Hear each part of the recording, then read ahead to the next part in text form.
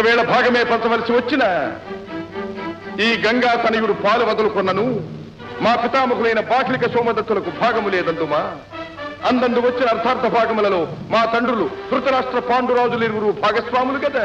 ఆ పైన మేము 100 వారైదుగురు 105 కదా. ఇందరము వంతులు వేసుకున్నచో ఎవరికి ఎంత ఎంత ఎంత వచ్చును. అసలు ఈ అవిభాజ్య కురు మహాసామ్రాజ్యమును ముక్కలు చెక్కలుగా చేయుట దేశమునకు శ్రేయస్కరమా? భిన్న భాషలతో, భిన్న సంస్కృతులతో, భిన్న నాగరికతలతో దేశము చిన్న భిన్నమైనతో ప్రజలకది సౌభాగ్యమా? ప్రజలందరూ ఐకమత్యముతో ఒకే కుటుంబముగా ఒకే పాలన కింద ఉండుట క్షేమము కాదా? కృష్ణ, ఈ యుగ ధర్మ ప్రకారం ఆస్తి 13 సంవత్సరములు పరాధీనమైనతో దానిపై హక్కు శాశ్వతముగా తొలగునన్న సత్యము నీ వెరుగవా? అందులకే జూతమున కాని నియమమును పెట్టి కాని మతి మాలి కాదు.